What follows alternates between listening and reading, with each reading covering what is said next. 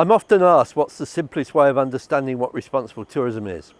And I think the simplest way is to say it's about making better places for people to live in and better places for people to visit. Sustainable tourism has been around for a long time and it's achieved very little. In most places around the world, the words are just used and they're meaningless. I've heard many businessmen talk about something being sustainable and mean little more than that they hope they will still be in business next year. We have to mean more than that if we're going to make a difference to our planet. So sustainable tourism is really a rather vague aspiration that we might be sustainable. Responsible tourism is something quite different. It's about the positive actions that we take to make tourism better, to make it more sustainable. So responsible tourism is about what we do. Sustainable tourism is a vague aspiration. So what a responsible tourism hotelier, accommodation provider or tour operator needs to do is to look at what are the problems which happen in the destinations where they operate and what can they do about them. And that might be one of many different things. There's no one thing which should be done, and those things spread across the environmental, social and economic agendas. So for example, you may take the view that one of the problems in the local area is that the local community is not benefiting from tourism. So employ local people as guides, buy your food and your other products locally. If you're more adventurous, encourage a local group of people to set up a furniture workshop to make the furniture for your hotel, or to turn out the soft furnishings and the arts and crafts that you need to decorate the hotel, and then sell those arts and crafts to the people who come to stay in your accommodation. There are literally hundreds of examples now of what can be done to make a bigger impact on people's lives positively.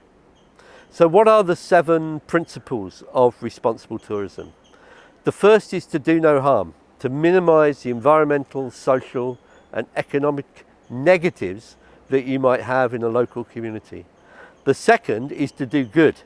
And that might include increasing the economic benefits going to local communities, or the third principle, putting something back into the local natural or cultural environment by helping to reinvest in the cultural and natural heritage of the area.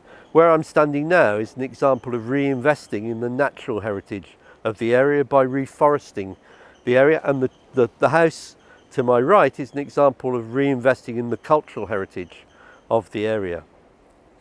The fourth thing is to take responsibility for ensuring that the local community is engaged in deciding what are the local priorities.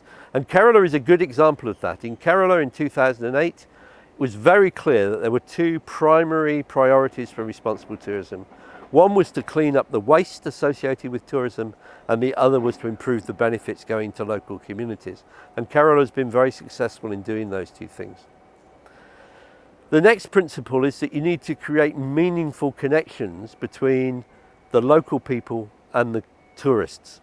You need to create a set of memorable experiences which come from that meaningful, enjoyable relationship between the host and guest. The next principle is that you should always travel with respect, and there should be respect between all the partners, government, the industry, the local community and local government.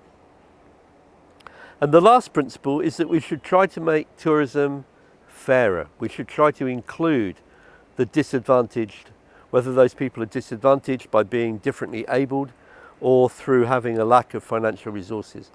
The Lemon Tree Hotels in India is an excellent example of a hotel group, a big group, which has deliberately chosen to employ differently abled groups of people in their hotels. And 20% of their employees are people who are differently abled.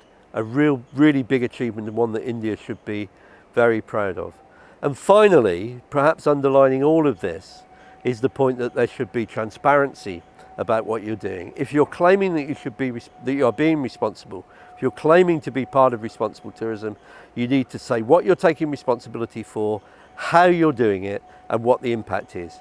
Just using the words is not enough. And if you're a visitor, then you need to ask. When somebody says they're responsible, ask them to tell you why and how they are being responsible.